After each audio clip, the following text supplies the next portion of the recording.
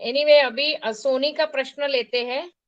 सोनी का प्रश्न है कि people around us are fruits of our own karmas, they are instrument of fulfilling our own karmas. Yes, कि ये भी पहले डिस्कस हो चुका है कि हम पृथ्वी पे आते हैं, हम जब आत्मा शरीर छोड़ती है तो आत्मा इतनी पावरफुल होती है कि उसको वो स्वयं ही अपने जीवन का ट्रेलर देखती है कि मैंने इस भाव से जीवन जिया, और स्वयं ही डिसीजन लेती है कि ये मेरा भाव रहा तो मुझे ऐसा जन्म मिलना चाहिए। जन्म मिलता है, वो अपनी माँ को, मदर को चूज करते हैं और फिर उसकी लाइफ डिजाइन होती है।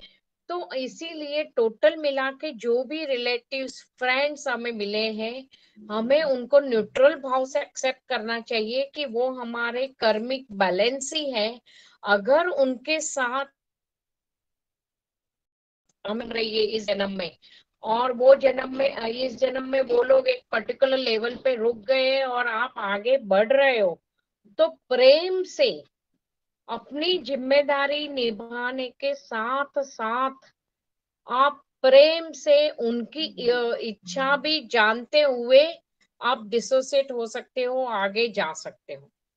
इसीलिए अध्यात्म में सन्यासी भी बनना है तो बोला जाता है कि रिलेटिव्स की, जो भी क्लोज रिलेटिव्स है उसकी परमिशन लेके आओ, क्योंकि रिश्तेदारी आपस में कर्मों की लेन देन है, इसीलिए वो रिश्तेदार बन के आते हैं।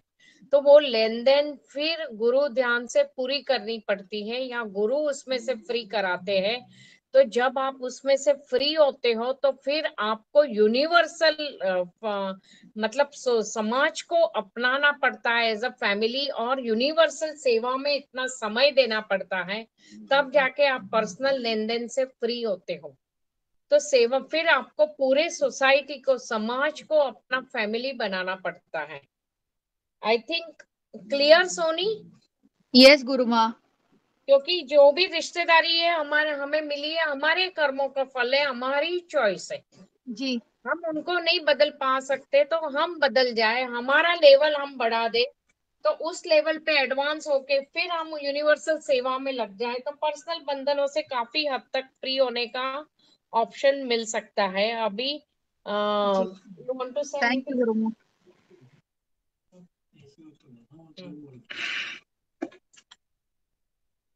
सत्य विस्पर तो चाहिए। अभी आज कर्म के थियरी के बारे में ही कई क्वेश्चन आए हैं, तो मुझे याद आ गया कि मैं एस्ट्रोलॉजी पामिस्ट्री भी करता हूँ ना, तो कई बार लोग लाइफ हिस्ट्री पूछने के लिए आते हैं, तो मैं खुद उनको बताता हूँ कि उनकी लाइफ में क्या क्या घटनाएं घटी है।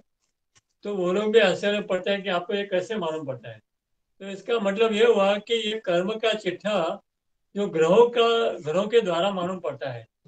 इसका मतलब ये हुआ कि हमने पिछला भी जन्म लिया है, और पिछला जन्म लिया तो फिर कौन से कर्म किए, कैसे कर्म किए, ये भी उससे मालूम पड़ता है।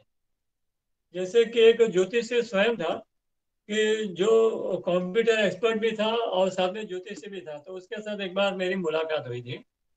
तो उसने स्वयं का हॉरोस्कोप मुझे दिखाया, क्योंकि उसको भी कोई तकलीफ थी। तो उसने मुझे पूछा कि मेरे हॉरोस्कोप में देख के आप कुछ बता सकते हो।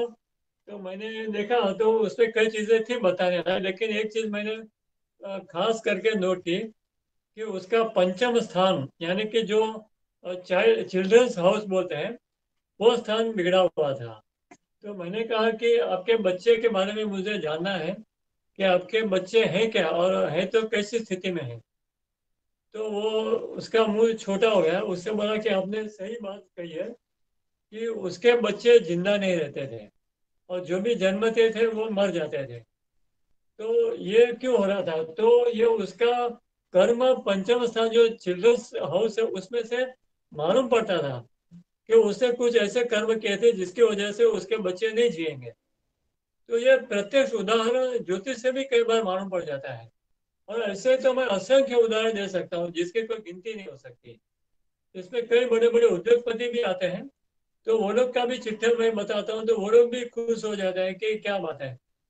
तो और ये तो मैं बहुत छोटी उम्र का था तब से मैं बता रहा था। तो लोग बोलते थे आप इतनी छोटी उम्र के हो तो भी आपका नाम हमने सुना तो हम आकर आपको प्रत्यक्ष देखा तो उम्र में तो बहुत छोटे लगे। तो शुरू में तो हमको लगा कि अरे यार ये तो इतना छोटा लड़का है, और इसके बारे में हमने इतना सुना, तो ये क्या सचमुच में कुछ सही बताएंगे क्या? लेकिन जब सब बताते हैं तब मालूम पड़ता है कि yes, it was absolutely correct.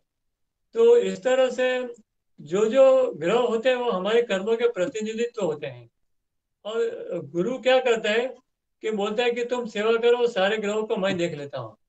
तो फाइनल यही होता है कि जैसे राष्ट्रपति को माफ करने का अधिकार होता है, फाइनल अधिकार राष्ट्रपति का होता है, तो वैसे गुरु को भी ये प्रिविलेज होता है कि वो माफ करवा सकता है, लेकिन प्रोवाइडेड आप गुरु की आज्ञा में रहो।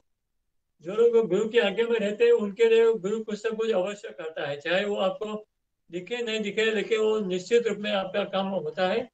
और वो ऊपर जाने के बाद भी मालूम पड़ता है। और कई बार क्या होता है कि आपकी बड़ी बड़ी जो तकलीफें होती है ना, वो सेवा के दौरान, सेवा के कारण एकदम छोटी छोटी होकर निकल जाती है।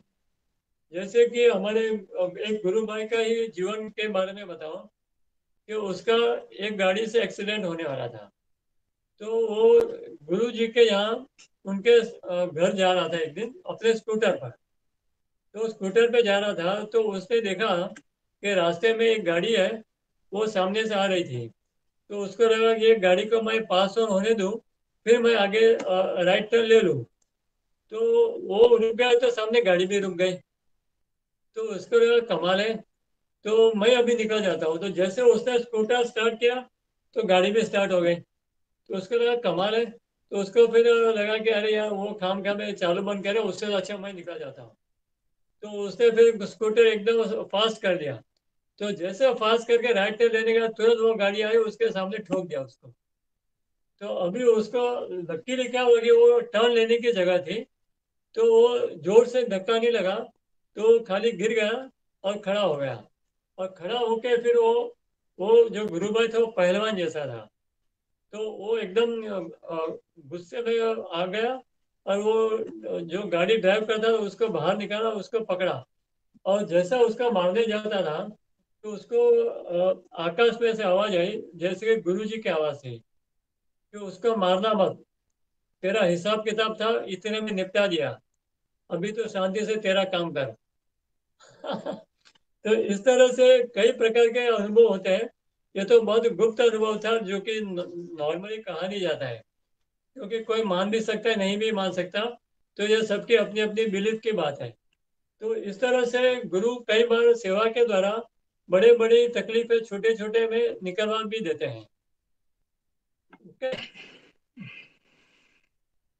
गुरु हैज द पावर कि गुरु मिलने के बाद बहुत सारी, जैसे एस्ट्रोलॉजी में उन्होंने कहा, ऐसे ये भी है कि तुम जिस दशा में गुजर गए वही नेक्स्ट जन्म उसी दशा से शुरू होता है। एक हमारे गुरुस्थान में एक दो बच्चे थे, वो लोग ने गुरु जी के पास वो आ गए और खूब सेवा की, वहीं रहे वो लोग। गुरुजी ने ही उनको मोटिवेट करके ग्रेजुएशन करवाया और वहीं उनका बिजनेस चालू करवाया। बिजनेस चालू करके वो जब डॉक्टर साहब के पास कुंडली दिखाने आए कि हम क्या नाम रखे, तो उन्होंने, डॉक्टर साहब ने कुंडली देख के बोला कि आप इस टाइम पे बिजनेस चालू कर रहे हो, ये तो तेरी केतु दशा चल रही है। तो केतु दशा तो मतलब it's not a good or auspicious time to start a business. तो बोले कि, पर वो बोला अभी कितने टाइम चलेगी, तो बोले 7.5 years या ऐसा कुछ लॉन्ग पीरियड बोला। तो फिर ये लड़का निराश हो गया, बोले मेरे जीवन का इतना टाइम तो मैं राह नहीं देख सकता। वो गुरुजी के पास गया तो गुरुजी बोले तेरी केतु दशा को मैं देख लूंगा, तो बिजनेस स्टार्ट कर, पर तेरी प्रोवाइडेड तेरी जो इनकम हो उसका 10% तू चैरिटी करना, बाकी का मैं देख लूंगा। तो उसका बिजनेस अच्छा चला और उसने जो प्रॉमिस किया था उसका जो 10% इनकम था वो सेवा में यूज करता था।